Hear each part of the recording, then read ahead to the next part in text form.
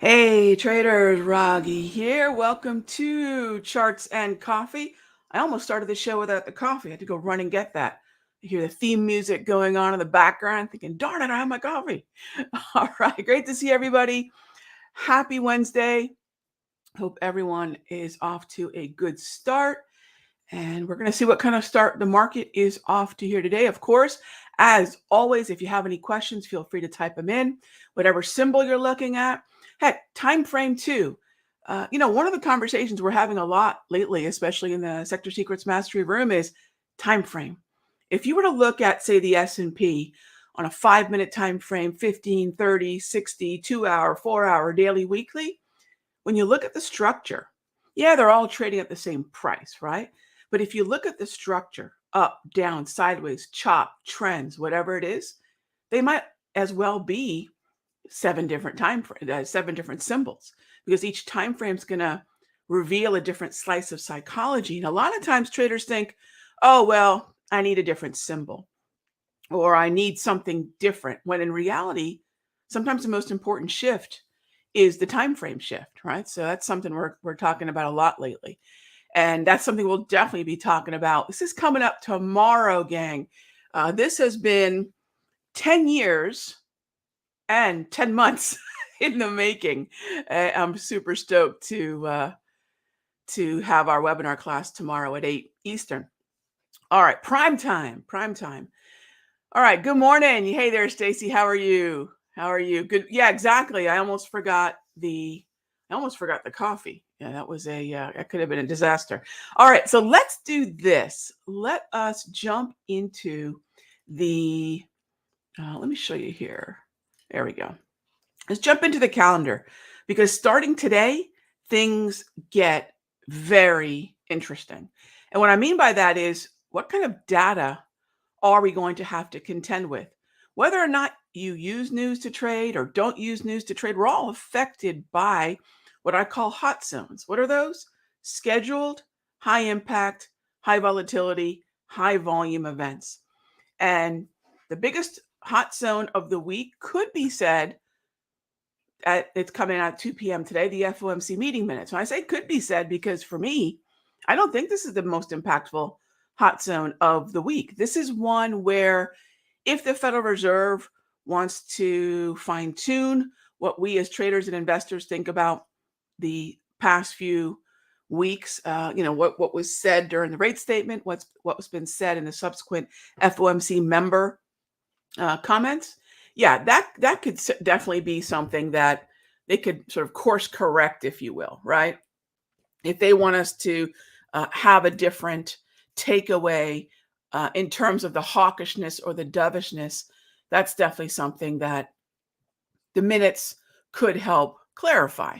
However, I think what's really important is far more important is preliminary GDP on Thursday. This is one of those three main macroeconomic pillars: growth, inflation, jobs.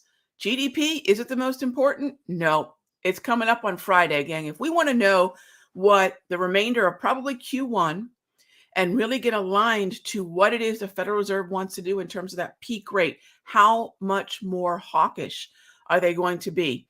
All right, what does that even mean to us? How much more bullish or bearish should we expect the equities markets to be? How much more bullish or bearish should we expect bonds to be? Should we expect dollar to be? Even gold? If you're looking for clarity on risk appetite, let's buy stocks, or risk aversion, let's hide out somewhere, we're going to get that probably on Friday. And this is not hyperbole, gang. This is the Federal Reserve's favorite inflation metric. This is the one that they like. It's probably the most ridiculous one of all of them, right? It's probably definitely the most ridiculous one of all of them. And yet it's the one that they will use. All right. So with that being said, as always, gang, if you have any questions, feel free to type them in. I don't see, are my questions not working here today? Let me double check. But if you have any questions, don't be shy. Show is early. I can get to them. So if you have a symbol, doesn't matter. Put it up there. All right, let's get to it. First up, there we go, is HPMR. Hey there, Deborah. Just got the hourly price movement range. Awesome. That is That is the most, it's really a tie for first. The V score on the intraday and my HPMR. You put them together. That's a chocolate and peanut butter awesomeness. But HPMRs, is there a link I could provide to help me learn how to use it? Deborah, I'll tell you right now. I'll show you right now. This is how simple it is when you automate tools. And that's really been, as I get into this part of my trading career, both for myself personally and as a teacher, as a mentor, automation's the ticket. All right, so you've got the HPMRs on your screen, right? See any, Deborah? First of all, it's support and resistance. Don't overcomplicate. It's just support and resistance. Okay, everyone here is probably pretty comfortable with support and resistance, right? Okay, the next thing we want to do is say, well, why is that there? Because the why does help. Why that's there is because of time and volatility, right? Repeating volatility patterns based on the hour of the day. Now, that's hugely different from the philosophy of the DPMRs, which you will learn all about. By the way, tomorrow evening, the DPMRs will officially be available. Don't jump the gun because we have an unbelievable deal for you. However, if you think about where we need to be in terms of mindset this year, everyone keeps talking about volatility, yet no one talks about how to measure it. That's the problem. Okay, great. We have volatile markets, but what do I do with it? There certainly is opportunity there if we can see where the time and volatility based zones are. So you see the red? That's resistance, my friend. You see the green? That's support. Think about what it is you're looking for. Do you want to buy at support? Do you want to short at resistance? Do you need a target? And then let the levels give you the answer. And that's it. The question is, how do I know when I might be reaching support or resistance? That's all of our question, right? And HPMR says use time and volatility, and there are the zones. They're projected, which makes them even easier. So there's a quick Cliff Notes look at it, what we do with those, Deborah. It's just support and resistance, right? And because it's automated, the learning curve is just ridiculously simple, right? Okay. All right. First couple symbols of the morning. Hey there, Ken. Thank you. Thank you. Staples. What do we want to do with staples?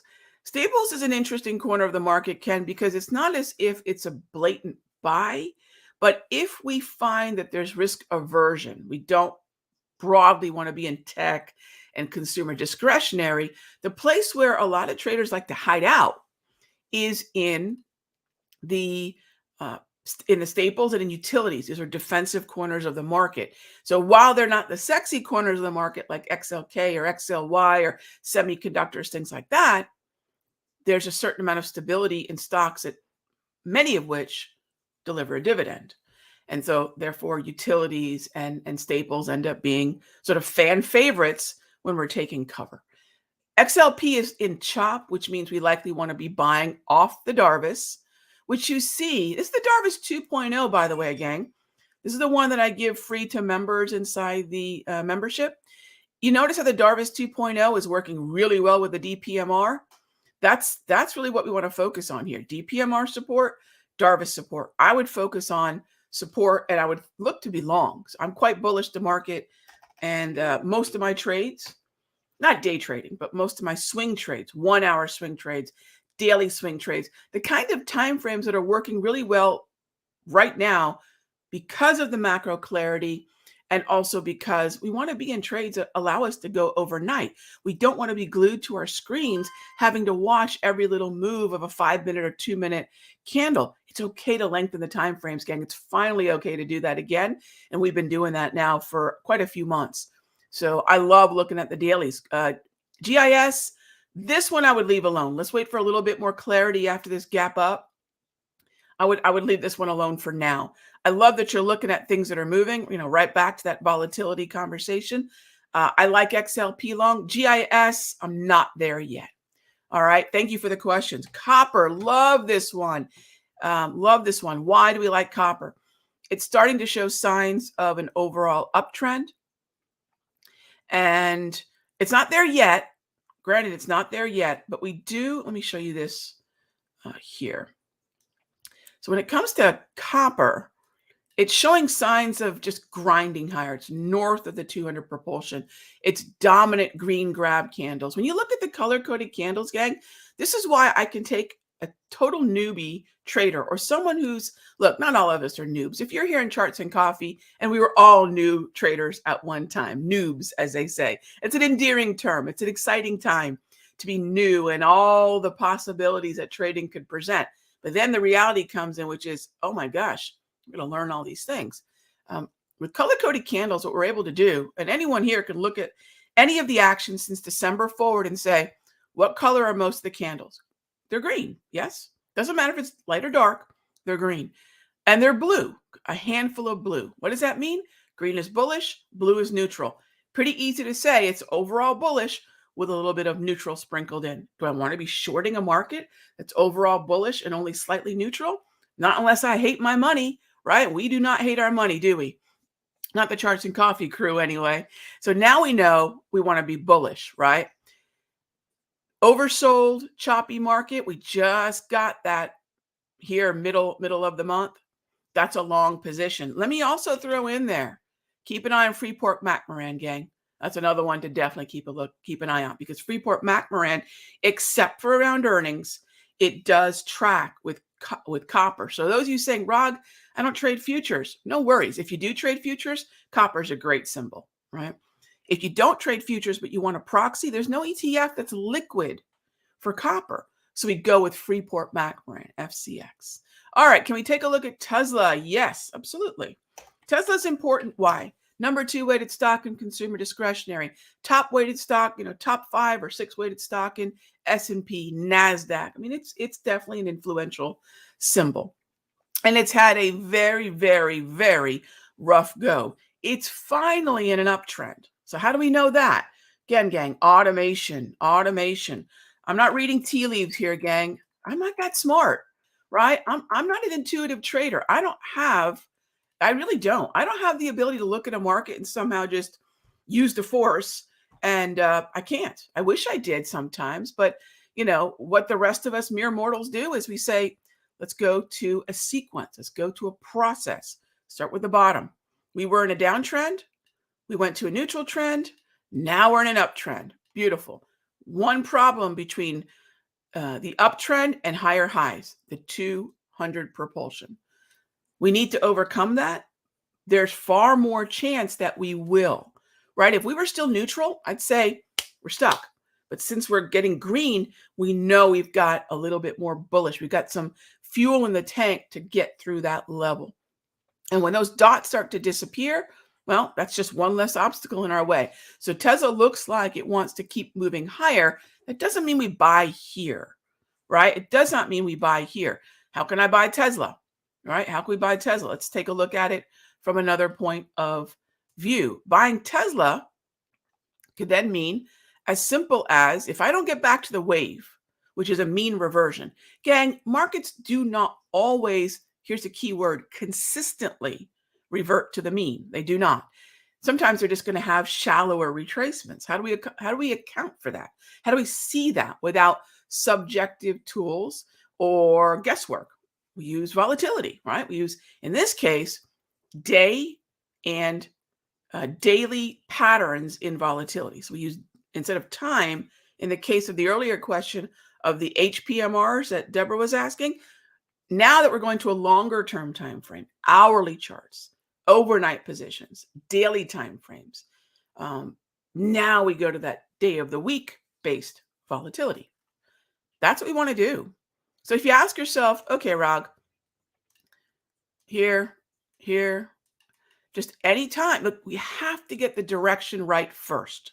So I'm not going to buy in red. I'm not allowed. And if anyone thinks this thing just reveals all the secrets of the universe, almost. You still need to start with structure. You still need to understand, am I allowed to be bullish, neutral, or bearish? Gang, the most important, I'm going to tell you all right now, the most important thing on my chart is the thing that tells me whether I should be bearish, bullish, or neutral about the market. Then everything else has a higher probability of working. We'll talk about that tomorrow night. If there's anything that I can do to course correct anyone who's listening to me right now, is get directional confidence first, right? And then ask yourself, do I need support or resistance to get in? Listen to me now, believe me later, gang. If there's any one thing that can help the broadest group of traders, it's start with market structure. Okay. All right. So Tesla's just wait for the gray area, Praveen, and buy, and then we really start to see probably better clarity and follow through north of the 200 exponential propulsion. Yeah. All right. Next up is, can I take a look at AI? Hey there, Christopher. AI on the daily. Sure. North of the 200, sitting on some nice Darvis, green structure. Yeah, that's a good one, Christopher. I would look to the long side. I would definitely rock that area between about 20 and a half and $18.50. Good support in that area. Really good support in that area. Robert asked, do I keep an eye on the VIX and use it as a trading tool? I don't want to say no, because if there is a quote unquote internal that I look at, I don't look at the VIX as an internal. I'm not a fan of internals. I don't believe that they are necessarily all that helpful for me and my style. Do I look at the VIX? It's a futures contract, Robert. So I don't mind to look at it. But this thought that VIX reveals all the secrets of the broader averages, bullishness, bearishness, it's kind of true, right? If we're down at, I mean, is it going to be helpful? It's kind of true that it's helpful. The closer I get to the support, by the way, these are all Darvis supports that I've drawn here. The closer I get to support near lows, I know there's a chance that the VIX moves higher, and that's going to mean volatility and likely bearishness for equities, right? Likely. We still need a setup. I think a lot of people think VIX means buy or VIX means short. No, it's an environment. It's cloudy with a chance of meatballs, or it's going to be very, very sunny. You know what I mean? Ultimately, as we climb higher now, and so says the telltale stochastic, we're getting very close to being overbought. Well, if we're going to find bullishness in equities, this is now when I start shifting my opinion as we go into resistance, as we go into an overbought VIX. So it's a part of the conversation, Robert, but probably less so for me than what are bond yields doing? What is the dollar doing? Right? So it could be on the list, but you can trade it too. I mean, the VIX is a pretty cool trading futures contract. So I don't mind to look at it. All right. Raphael says, is the SPY still trending? Yes. It definitely got pressured. But yes, it is still in an uptrend overall. Remember, gang, retracements don't undo an uptrend unless we start to lose the clarity on the multi-trend, which we are slowly doing. So yesterday, in John's free video, if y'all check that out, somebody asked about whether or not the DPMRs indicated that we were at resistance or would indicate maybe some weakness. We shorted, what did we short yesterday? NASDAQ? We shorted NASDAQ yesterday as a day trade, I believe it was. I have such a short memory for my trades, especially when they were good ones. We went 3 for 3 on the day trades, and I can't remember. I think it was NASDAQ, right, Bob? Yeah, NAS. There you go. Have a short memory for your trades, by the way, gang. It will serve you. So somebody asked, hey, Rag, did the DPMR say we ran into resistance? I'm going to zoom in here and show you. Take a look. Do we hit that wick? That's resistance, gang. That's downward pressure right in there. So when we get into that yellow area, that's resistance. Does that say that we were going to tank? No, it's not here to predict the future, but it is here to project where those ceilings and floors are. So if someone asks, hey, would the DPMR have told me that, we're going to sell off? Nothing is prescient. However, it sure did tell us that we hit a ceiling. You can see it right in there. That little wick right in there. Okay. So then the question is this broken? Is this uptrend broken? Right. And you can see here, no, I'm actually pretty optimistic because do you see how he hit the low as well? That's the range, and we just happen to have traveled it. And that range is there because of repeating volatility-based patterns, right? Wick to wick. I'm not saying it's always that good, but actually you can see quite a few times that that does happen, right? Because we're just studying. Look, if you have the ability to go back and curate the data, the data is there. It just has to be crunched. That's all that an algo is. Algo sounds so fancy, right? Almost sinister. They're not. It's just math. It's just math. And so now we're going to see what happens today. So no, I do not believe the uptrend is broken. However, it's definitely under pressure. But this is something I teach a lot. Respect the trend that was, gang. A broken uptrend is not a downtrend. It's simply chop that is bullish. Okay? It's simply chop that is bullish. All right. Thank you for the question. Thank you for the question. I hope that little, and again, this came up in John's free video. Someone said it was pretty funny, actually. He said asking for a friend with the DPMR have told us that we were going to sell off, and why, yes, it did. At least it told us there was resistance. All right, Tim. Good morning. Question of the day. All right. Drum roll. If I want to take a minor low just above an HPMR zone, where is my entry point for the trade? The minor low, high. And since you know that pattern and you're asking a very specific question, you know exactly what I mean. 3-candle pattern, center candle, the minor low, high. And that's it. All right. All right. And by the way, that would work for DPMRs too. That would work for Darvis as well. That would work for moving averages as well. Right. Can I look at rum? Rum. I'm happy to look at rum. Arg. Who doesn't like rum? Oh, you mean a symbol. I'm kidding. It's too early for rum. I bought a whole bunch of shares back when I really didn't understand anything about trading. Thank you for your honesty, Prince. And just wondering what I should do at this point. Oh, let's see. I don't know where your cost basis is, friend. Can't be too bad. I mean, I don't know. I don't know. What I would say is it's neutral. It's oversold. If we're going to start moving higher, getting above the 12 level is the key. Getting above the 12 level is the key. Oh my gosh, it's already 23 after. I'm sorry, gang. Really good questions here. Thank you so much for asking them. And the earlier you get them in, gang, I just go right down the line. So I apologize for not getting to some of the other questions. I'll see you all tomorrow, same time, same station. If you haven't already, register for our big show tomorrow. We're going to talk about timeframes. We're going to talk about indicators, of course. We're going to talk about what's been working. We're going to talk about the quality of the trends that we're seeing now and on which timeframes we're seeing them best. And if you're in that position where you're struggling with day trading because it just isn't fitting your schedule, you're going to love this conversation. At least come see what timeframes I'm trading. That alone should make a huge difference. Okay, gang? Be good to each other. I'll see you tomorrow. Same time, same station.